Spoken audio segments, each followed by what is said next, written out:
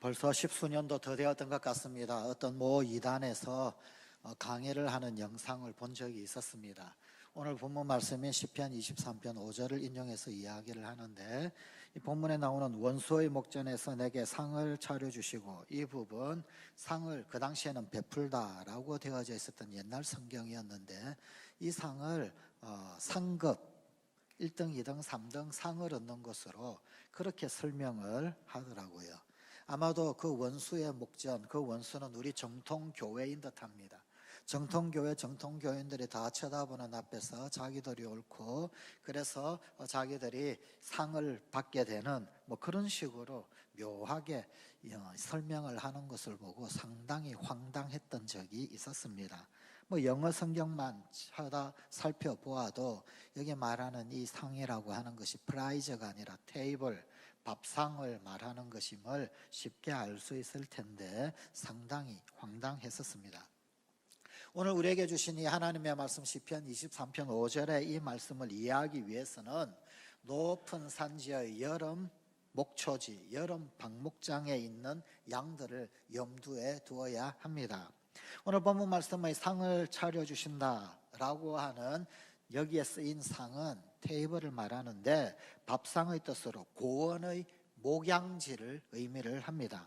그런데 이 고원의 목양지에도 사실은 양떼에게 아주 어려운 치명적인 위험이 역시나 도사리고 있습니다. 그래서 그냥 상을 차려주는 것이 아니라 양들에게는 원수가 있는데 그 원수들의 앞에 있음에도 불구하고 목자는 양들에게 상을 차려준다라고 그렇게 다윗이 노래하고 있는 것입니다.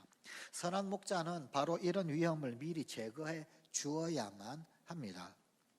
먼저 목자는 그 고원의 목양지, 그 목양지에 독초들이 있나 없나 그것을 늘 살펴야 합니다. 독초는 양들이 먹게 되어졌을 때 마치 원수의 위험과도 같은 큰 위험거리가 됩니다. 만약 이런 독초들을 발견하게 되면 목자는 그 양떼들이 독초 근처로 가지 못하게 하든지, 혹은 아니면 그 독초를 일일이 전부 다 제거를 해 주어야만 합니다.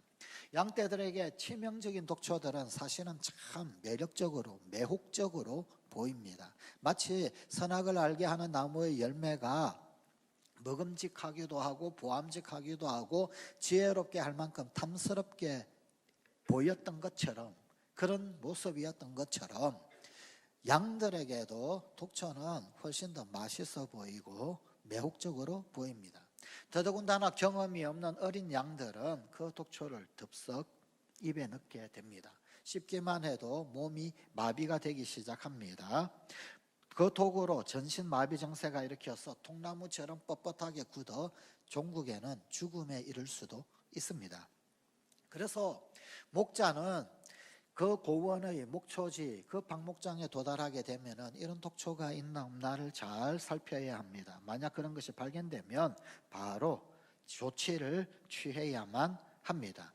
이것은 사실은 참 지루하고 그리고 또 상당히 고된 그런 작업입니다. 독초를 다 없이 하는 것. 그러나 그럼에도 불구하고 원수의 목전에서 상을 차리는 문제입니다. 양이 살아남도록 하기 위해서는 반드시 독초를 제거하는 작업을 해야만 합니다. 선한 목자이신 주님께서도 우리보다 앞서 가셔서 우리네 인생 앞에 있는 모든 독초들을 다 제거해 주시는 분이십니다. 예수님께서 베드로에게 사탄이 그를 시험하여 밀 까부르듯 하리라 라고 경고하신 일이 있습니다. 예수님은 베드로가 만나게 될 그 절망적인 공경, 그 공경 가운데서 그의 믿음이 떨어지지 않도록 미리 경고만 하신 것이 아니라 그를 위하여 기도하셨습니다. 중보하셨습니다. 그것은 오늘날 우리들에게도 마찬가지입니다. 우리의 위대하신 선한 목자께서는 우리가 만나게 될지도 모르는 그 위험을 미리 다 예측을 하시고, 그리고 우리 앞에서 앞장서 계십니다. 선한 목자가 여름에 떠맡게 되는 또 하나의 임무, 즉 원수의 목전에서 상을 차리는 다른 일은 약탈자들, 소위 맹수들, 그들을 감시하는 일입니다. 구원의 목양지에는 늘 맹수들이 양을 노리고 있습니다. 목자는 일이나 성냥의 표범 같은 것들, 곰 같은 것들, 이런 것들의 그 흔적이 있나 자취가 있나 잘 살펴야 합니다. 어떤 배설물이라든지 발자국이라든지 이것들은 눈에 보이도록 그렇게 나타나지는 않습니다. 아니 어떤 약탈자들이 나 여기 있어 그렇게 다 드러내 보이고 양들 근처에 도사리고 있다면 그러면 양들이 다 도망가지. 아무리 양이 멍청하더라도 앞에 표범이 있는데 태연히 그 앞에 그렇게 가만히 풀을 뜯고 있겠습니까? 사실 보이지 않습니다.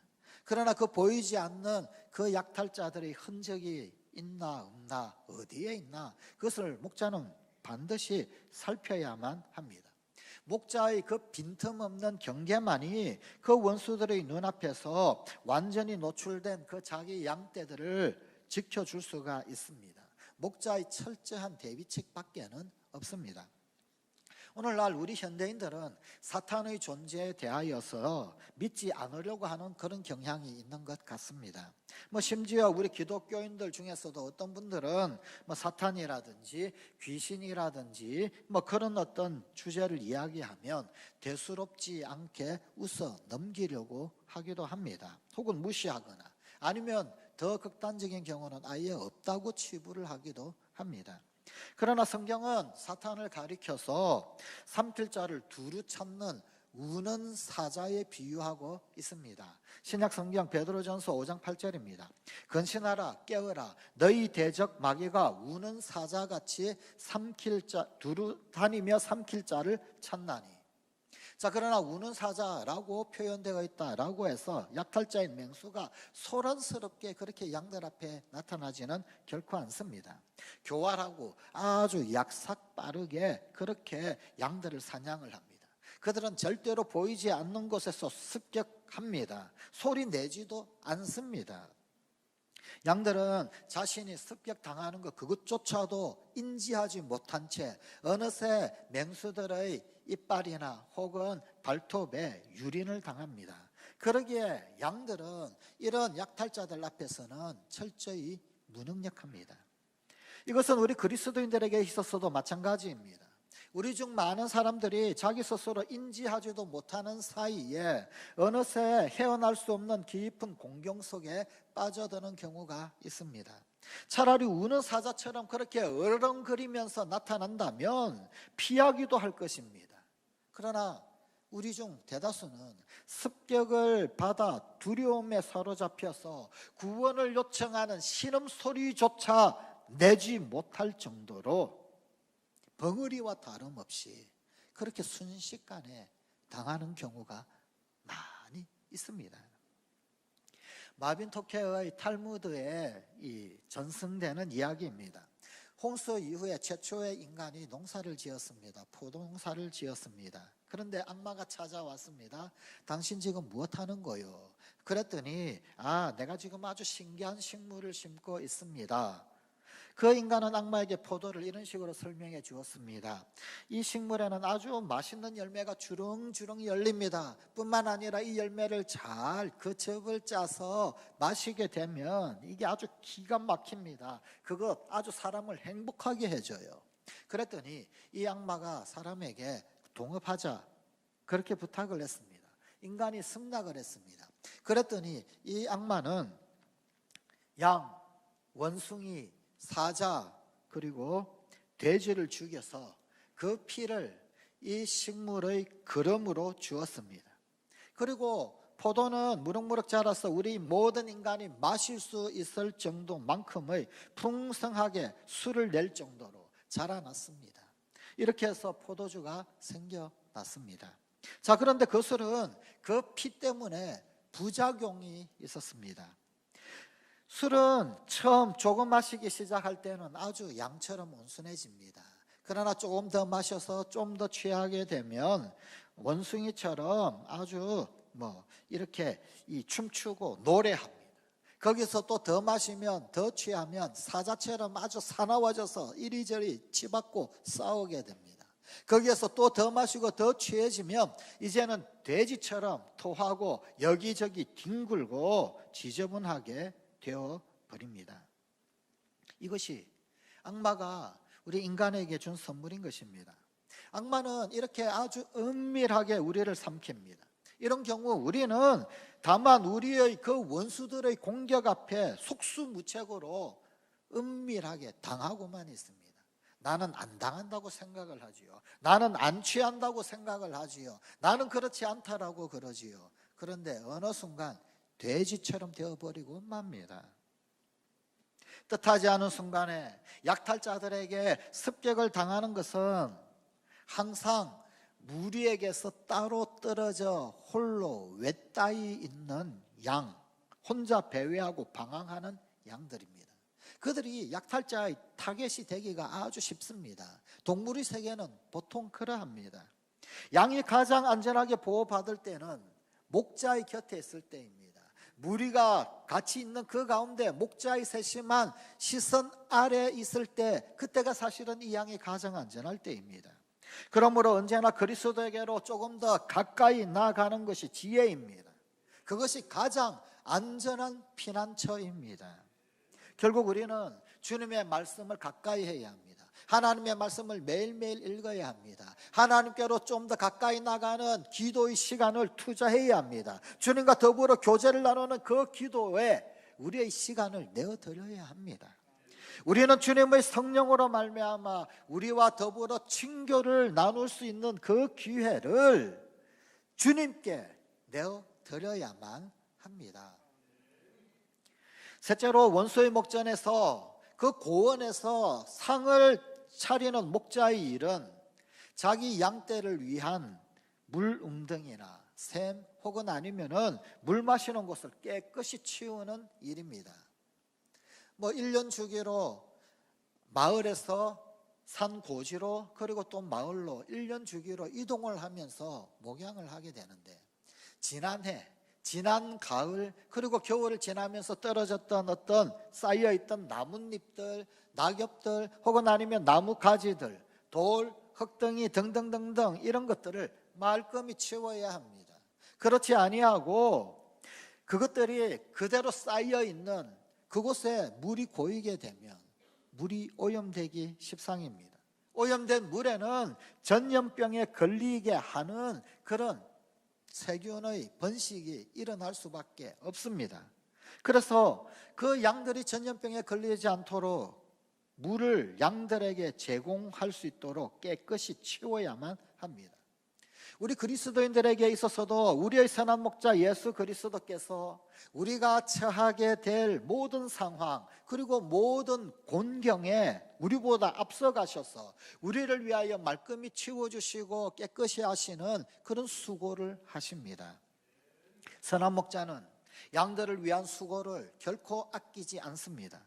맑은 물을 제공하기 위해, 생명수를 제공하기 위해 죄를, 허물을, 부정을 다 씻기십니다. 그리스도께서 자기 양들에게 상을 차려주시기 위해 치르신 그 희생이 얼마나 엄청난 것인가. 양들은 그것을 알 길이 없습니다. 그것이 우리 가운데도 밝히 드러나 보이지 않는 듯합니다.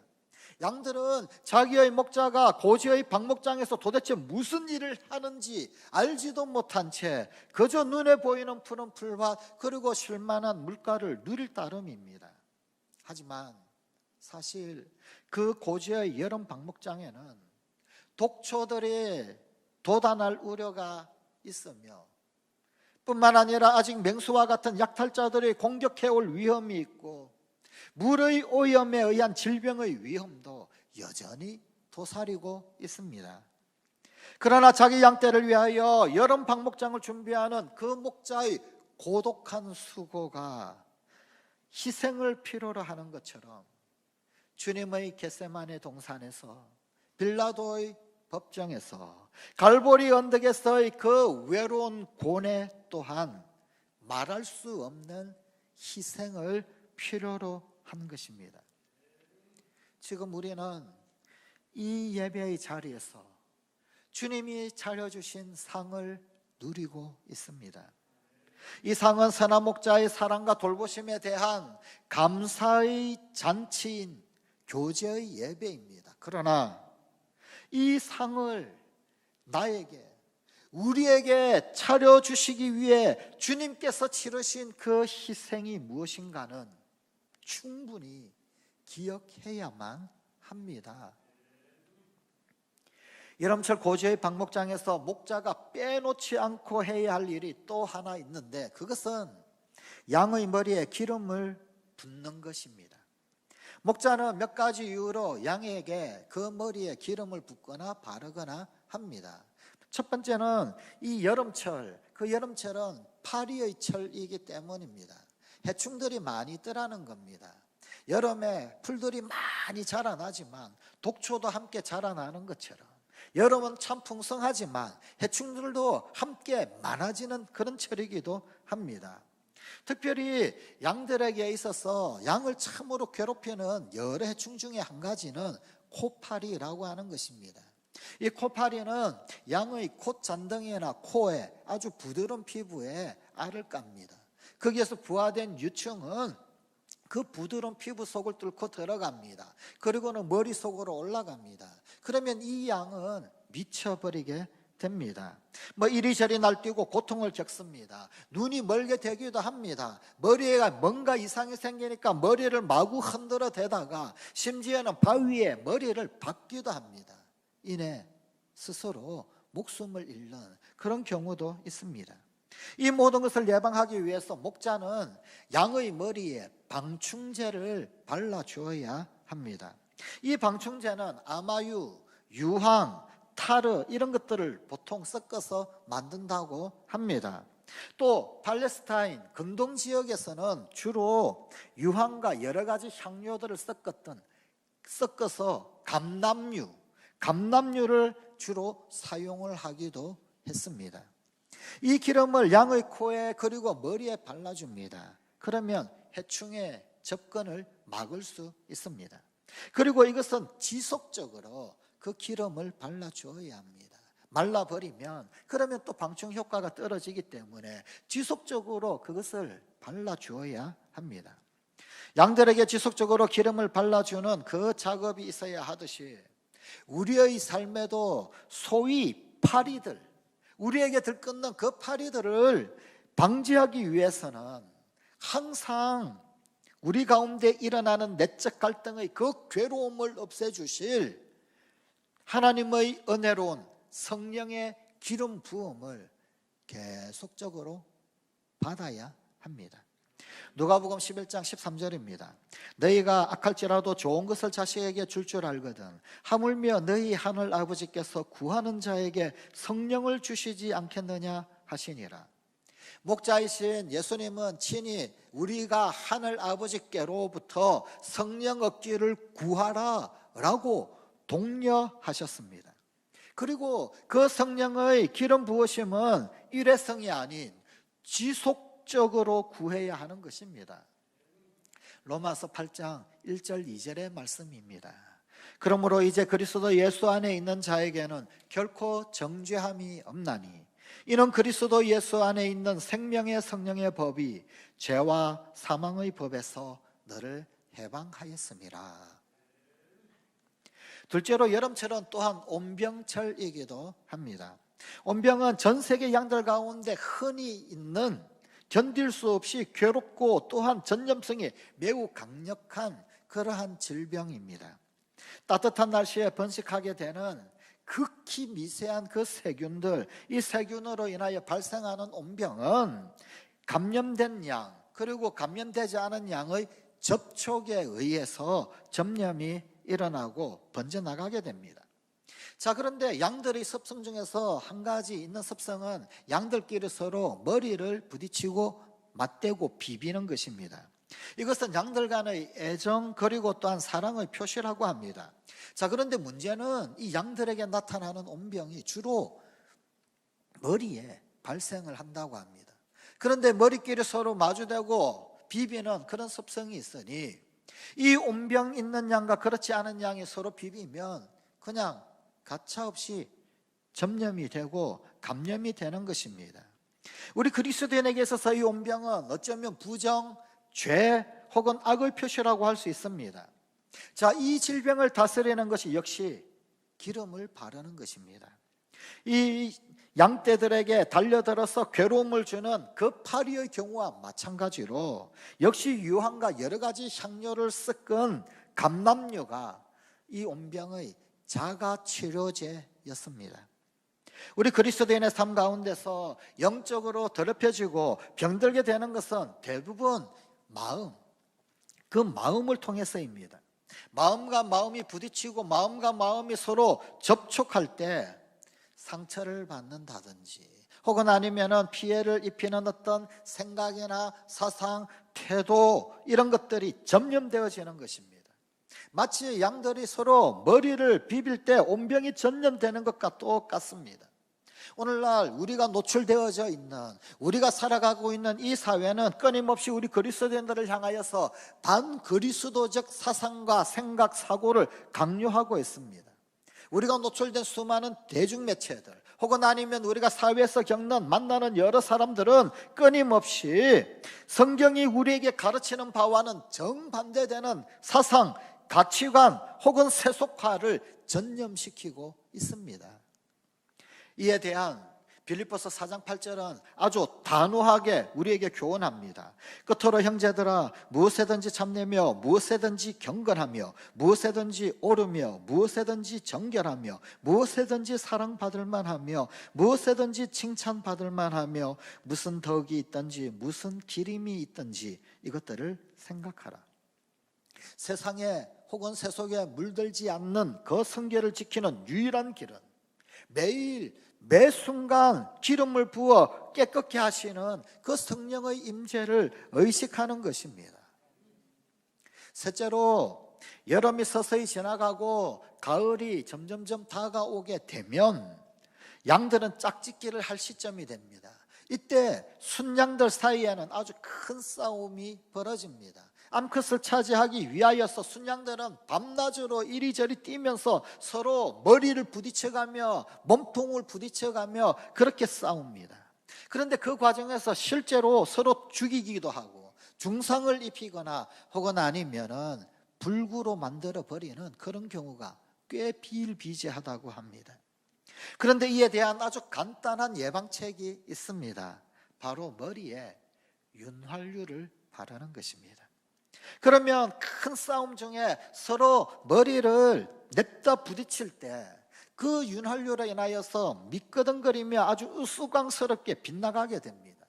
그러면 순양들은 몇 번 그렇게 서로 싸우는 부딪히는 시도를 하다가도 싸움이 제대로 되지 않고 스스로 우스꽝스러운, 그래서 멍청이가 된 듯한 그런 얼굴을 하고는 그냥 멀뚱멀뚱 서로 서 있게 되곤 한다고 합니다.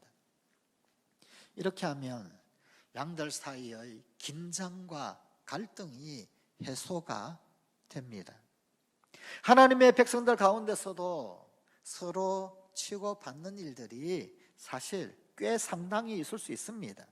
시기, 질투, 오랜 적대의식들 등등으로 상처받고 고통당하고 슬픔에 빠져서 신앙에 대하여 혹은 아니면 교회 생활에 회의를 할 수가 있습니다.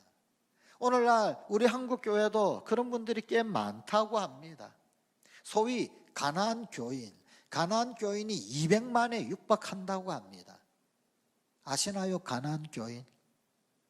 가난안 거꾸로 하면 안 나가 교인들. 그들이 왜 가난안 교인이 되었느냐?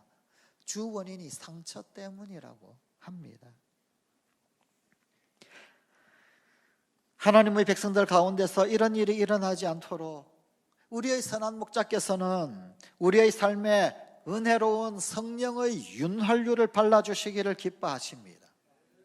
성령께서 우리 마음에 기름을 부으실 때 우리에게는 평안이, 그리고 기쁨이, 오래 참음이, 관용이 등등의 그러한 성령의 열매가 나타나게 됩니다. 갈라디아서 5장 22절 23절의 말씀입니다. 오직 성령의 열매는 사랑과 희락과 화평과 오래 참음과 자비와 양선과 충성과 온유와 절제니 이 같은 것을 금지할 법이 없느니라. 그 다음에 나오는 25절 26절입니다. 만일 우리가 성령으로 살면 또한 성령으로 행할지니 헛된 영광을 구하여 서로 노엽게 하거나 서로 투개하지 말지니라. 이렇듯 선한 목자의 돌보심을 받는 고원의 양들은 원수의 목전에서도 푸른 풀밭 쉴만한 물가에서 누울 수 있습니다. 그야말로 은혜의 잔이, 행복의 잔이, 만족의 잔이 흘러넘치게 되는 것입니다. 그러나 또 다른 한편 이 땅의 모든 사람에게는 하나의 잔이 더 있습니다. 고난의 잔. 이 세상에 있는 그 어느 누구도 고난의 잔이 없는 사람이 없습니다. 우리 주님 예수님께서도 겟세마네 동산에서 또한 갈보리 언덕에서의 그 고난의 잔을 마시는 것으로 그렇게 언급하시기도 하셨지 않습니까? 산지의 여름철을 지나며 가을을 맞이하는 양들은 분명히 축복의 잔을 누립니다. 이때만큼 양이 살이 차오르고 튼튼할 때가 없습니다.